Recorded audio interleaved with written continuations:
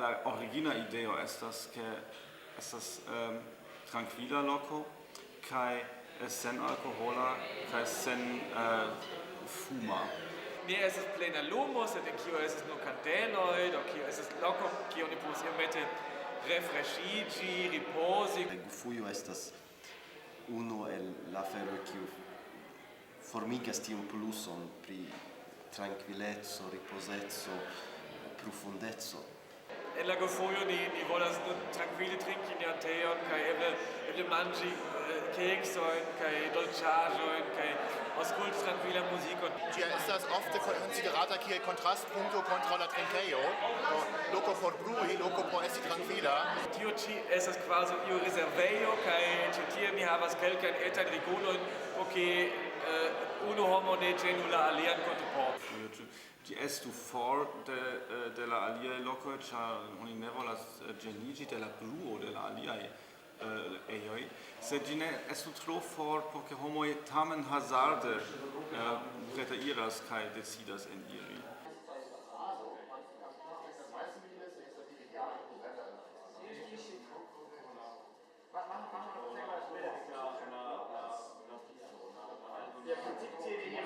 La Gufujo estis inventita, pensas en la 1990 jaroj, do iom pli ol 100 jaroj post Esperanto mem. Komence de la 1990 jaroj oni preskaŭ ĉie fumis. Kaj tio signifis, ke la trinkejo estis ne nur laŭta kaj plena kaj kun malbona aero kaj ĉiam la vestaĵoj post fiodoras ankaŭ en la diskoteko. Kaj do estis la tuta ejo estis kvazaŭ kiel unu granda amuzejo, sed oni poste vere estis elĉapita kaj bezonas freŝan aeron por. Kaj estis dum la internacia seminario en 1994-95 en Tübingen.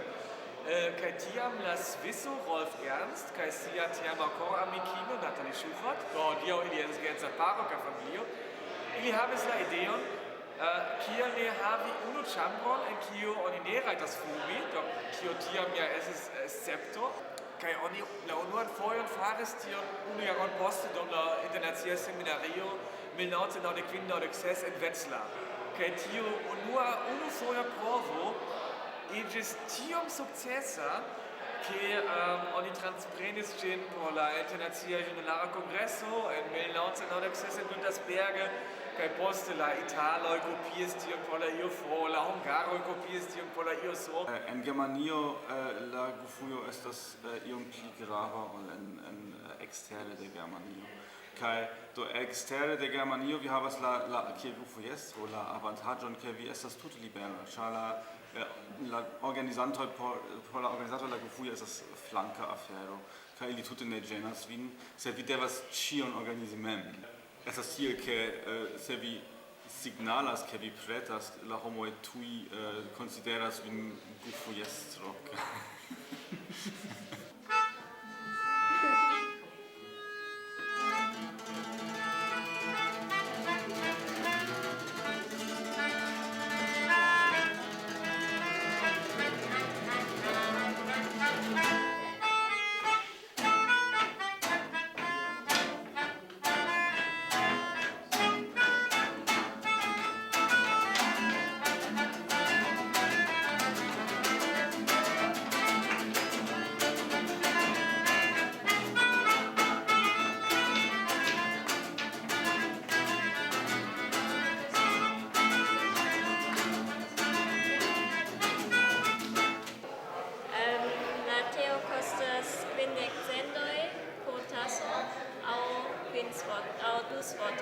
La ĉefa trinkaĵo en la Gufujo estas teo.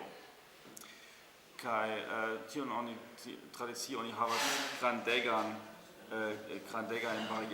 variaĵojn da teoj, verdaj, nigraj, multkoloraj, mi ne scias.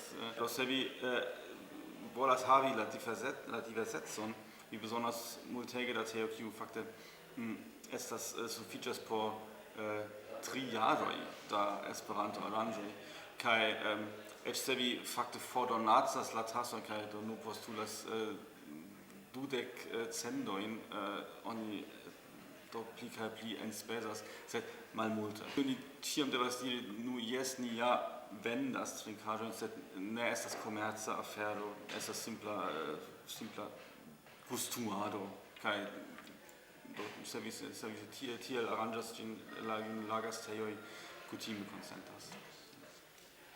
La alia afero estas do venigi homojn per varbado aŭ per simpla annonco kaj ankaŭ per la kulturaj eventoj oni devas allogi homojn.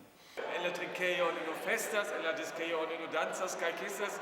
Ni volas havi on al nivelan aferon, kaj tiam oni komencis organizi tiun noktan legadon. Do iu venis kaj legis iun Esperanto-literaturon, poezion, prozon. Poste komenciĝis tiu serio de akustikaj koncertoj en Esperantujo. Foje ankaŭ estis io spontanea. Estis fakte tre mojose fari tion neplanitan koncerton en la Gufujo. Mi ŝatas ke la partoprenantoj de la aranĝoj mem proponas sin kiel koncertanto aŭ foje estas homoj kiuj voĉlegas poemojn. Do mi ŝatas se homoj vere eble eĉ iomete konkurencas.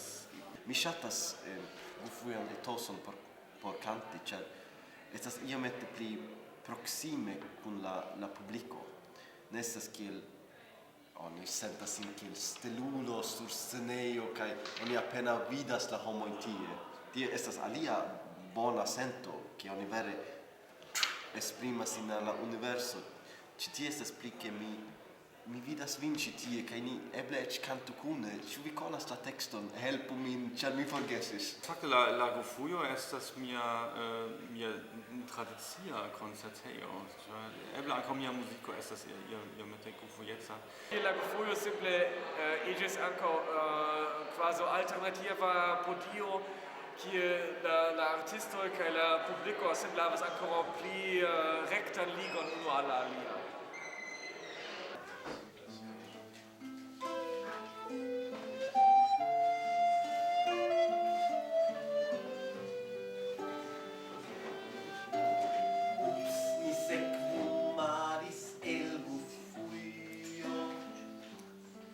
Ciam liten en la nokto fin.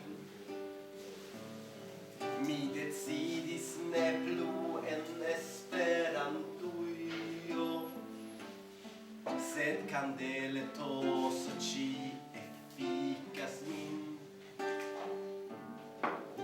Ah, kia plezuro fuĝi veron dum moment, fuĝi troan servumadon, serenaron de la ment, je nia unu, tri, kvin, noktam rendezvous, nur iom plu.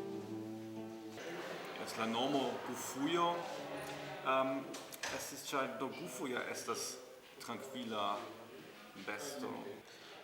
Gufo estas birdo kun tiaj grandaj okuloj, kiu estas veka dum nokto.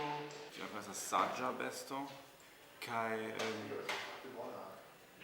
do oni ne volis nomi ĝin Gufejo, ĉar ĝi sonas ne tiel bela kaj ankaŭ la aliaj lokoj jam estas ejoj, trinkejo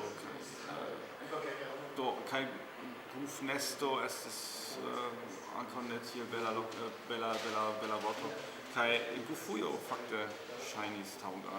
Ujo vere estas ujo kiu enhavas ion, kaj Gufujo provas esti tian etoson, ke ni vere estas ĉi tie en la lumo de la kandeloj ĉirkaŭ ĉi tablo kaj ni vidas vere unu al alian kaj ne multe la ekstera mondo. Ni konscias se ekzistas brua drinkejo kaj alia tablo kun alia ujo aŭ cirkloj, sed mi pensas ke estas bona nomo. Mi inventis tion nun, sed mi vere...